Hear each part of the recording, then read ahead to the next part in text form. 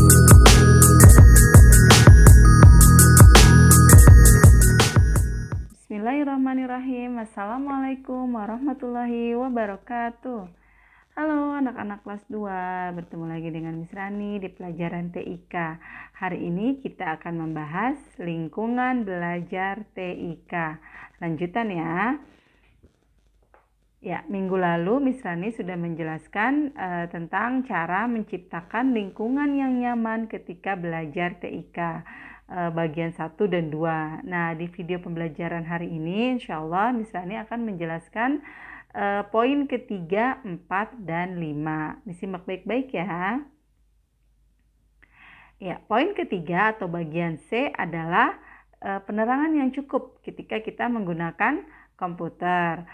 Cahaya lingkungan atau ruangan harus cukup terang ketika menggunakan komputer. Kenapa?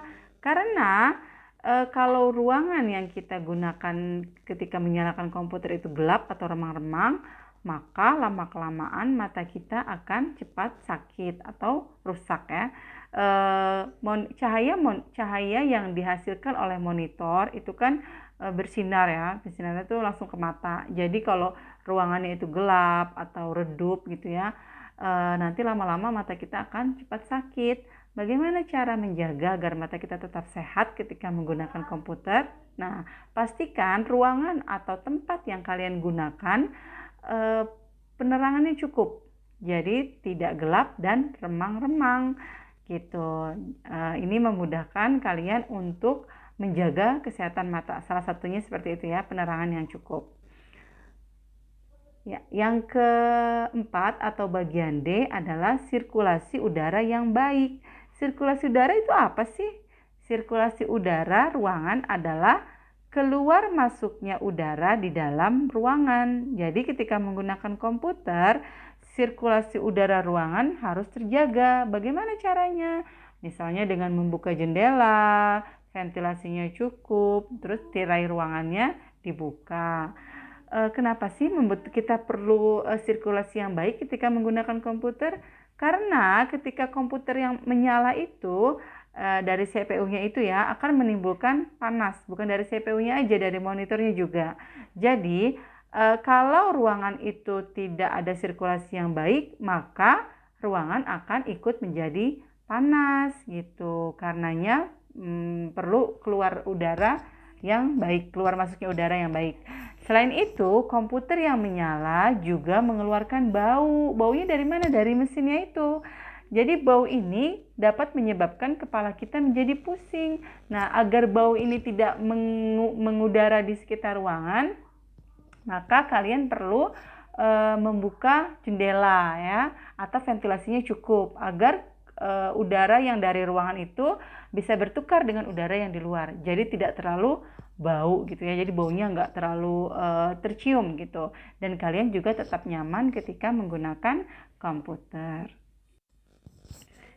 Ya, dan yang terakhir atau bagian E adalah beristirahat dan berolahraga.